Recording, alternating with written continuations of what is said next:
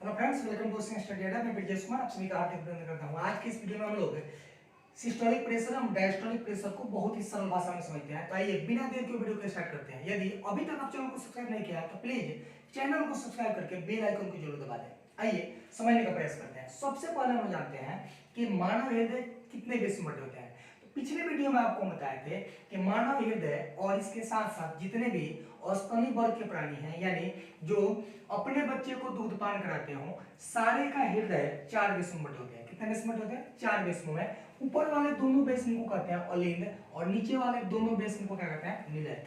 इन अलिंद और निलय दोनों में बारी बारी से संकुचन एवं शीतलन होता है। बारी बारी से संकुचन एवं शीतलन होता है। जब संकुचन की क्रिया होती है, यानी कि हृदय के बेसनों में जब संकुचन होता है तो उसे सिस्टोल कहा जाता है, और जब शीतलन होता है तो उसे डायस्टोल कहा जाता है। एकदम सरल भाषा में याद रखेंगे कि हृदय के बेसनों का संकुचन सिस्टोल और शीतलन डायस्टोल कहलाता है। क्या कहलाता है? डायस्टोल कहलाता है। और सिस्टोल और डायस्टोल जब दोनों एक साथ मिलता है तो हृदय का एक धड़कन बनाता है। कितना बनाता है? एक धड़कन। तो क्वेश्चन पूछा जाता है कि हृदय के बेसनों का सिस्टोल एवं डायस्टोल ये दोनों मिलकर के बनाता है हृदय का एक धड़कन। क्या बनाता है? हृदय का एक धड़कन। अब हम लोग समझते हैं कि सिस्टोलिक प्रेशर एवं डायस्टोलिक प्रेशर क्या होता है। तो सिस्टोलिक और डायस्टोलिक प्रेशर समझने से पहले आप रक्तचाप समझ लें। क्या समझ लें?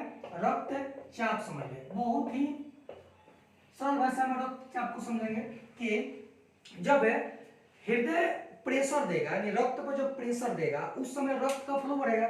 तो आप कहेंगे कि महाधमनियों उनके मुख्य शाखाओं में रक्त प्रवाह की जो दबाव होंगे उसी को हम क्या कहेंगे? रक्तचाप कहेंगे। यानी महाधमनी जिससे रक्त होकर के जा रही है, महाधमनी और उनके जो मुख्य शाखा होंगे उन मुख्य शाखाओं में रक्त प्रवाह का जो दबाव होगा उसे क्या कहेंगे? रक्तचाप कहेंगे। क्या कहेंगे? रक्तचाप। अब जो है ध्यान से ध्यान दीजिएगा, सिस्टोलिक प्रेशर अभी आप समझ गए। सिस्टोलिक प्रेशर क्या होता है कि जब हृदय के बेसनों में संकुचन होगा उस दौरान जो है महाधमनियों उनके मुख्य शाखा में रक्त प्रवाह क्या होगा? बढ़ जाएगा। क्या होगा? बढ़ जाएगा। उस टाइम जो दबाव उत्पन्न होगा उसे कहेंगे सिस्टोलिक प्रेशर। क्या कहेंगे?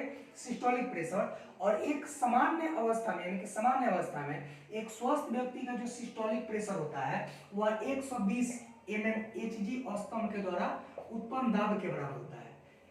पारा भी लिख सकते हैं आप Hg के बदले। और जो डायस्टोलिक प्रेशर होता है वह 80 mm होता है। कितना होता है? 80 mmHg, यानी पारे द्वारा स्तंभ दाब के बराबर होता है। तो इतना आप ध्यान रखेंगे कि सिस्टोलिक एवं डायस्टोलिक प्रेशर का अनुपात कितना होता है। तो हो सकता है कि 120 रहे या 120 अनुपात कितना रहे? 80 रहे। यह सामान्य अवस्था में एक स्वस्थ व्यक्ति का सिस्टोलिक और डायस्टोलिक प्रेशर का अनुपात है।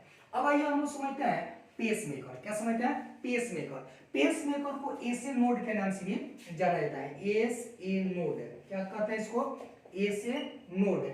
एसए नोड, एस का मतलब हुआ साइनी ऑरिकुलर नोड। इसका फुल फॉर्म भी याद रखेंगे, साइनी ऑरिकुलर नोड।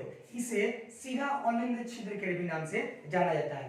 तो क्वेश्चन किसी भी नाम से आ सकता है, जैसे पेसमेकर क्या है, एसए नोड क्या है, सीधा अलिंद छिद्र क्या है, और एक और नाम बताया इसके फुल फॉर्म को, साइनी ऑरिकुलर नोड क्या है। आइए सिंपल भाषा में समझते हैं कि जो हृदय की धड़कन का जो तालबद्ध संकुचन है वह एक विशेष प्रकार के तंत्रिका ऊतक के द्वारा संपन्न होता है, और इसी को हम लोग कहते हैं पेसमेकर। बहुत ही आसान है। देखिए, इस हृदय को फैलना है और सिकुड़ना है, साधारण बात तो है नहीं। अगर मान के चलिए कि ये जो अलिंद है ऊपर वाला और ये निलय है, और ये जब सिकुड़ रहा है उस समय ये न फैले, ये भी फैला रहे, तो क्या होगा? क्या होगा? ये जो जितनी भी नलियां है इससे जुड़ी हुई सारे क्या होंगे? फट जाएंगे, यानी कि रक्त का प्रवाह संभव नहीं होगा। तो ऐसे कंडीशन में जो इसका तालबद्ध संकुचन है, यानी कि फैलाव और सिकुड़ाव है, एक विशेष प्रकार के तंत्रिका ऊतक के द्वारा संपन्न होता है, और इसी को क्या कहते हैं? पेसमेकर या एसी नोड के नाम से जाना जाता है। यह जो है, यानी जो पेसमेकर होता है, यह अल्प मात्रा में विद्युत धारा उत्पादित करता है। क्या उत्पादित करता है? विद्युत धारा उत्पादित करता है। एक चीज ध्यान रखेंगे कि यह होता कहाँ है? अलिंद में होता है दाएं साइड में, यानी कि पेस मेकर जो होता है, एसे नोड जो होता है, दाएं अलिंद के दीवार में दबा होता है। तो दाएं अलिंद के दीवार में यह जो है छोटी सी रचना दबा होता है और यह अल्प मात्रा में, बहुत कम मात्रा में विद्युत धारा को उत्पादित करता है और इसी विद्युत धारा के कारण जो है हृदय पेशियां संकुचन के लिए उत्तेजित होती है। यानी जब इस पेसमेकर के द्वारा विद्युत धारा का उत्पादन यानी कि उत्पन्न नहीं होगा तो हृदय पेशियां संकुचन के लिए प्रेरित नहीं होगी। तो इसका होना भी बहुत ज्यादा जरूरी है। इसमें दो क्वेश्चन पूछा जाता है एक ही जैसा, एक पूछा जाता है इलेक्ट्रोकार्डियोग्राफ और एक पूछा जाता है इलेक्ट्रोकार्डियोग्राम। ध्यान समझिएगा, इलेक्ट्रोकार्डियोग्राफ और इलेक्ट्रोकार्डियोग्राम दोनों को जो है सेम नाम से दर्शाते हैं, ईसीजी। कैसे नाम दर्शाते हैं?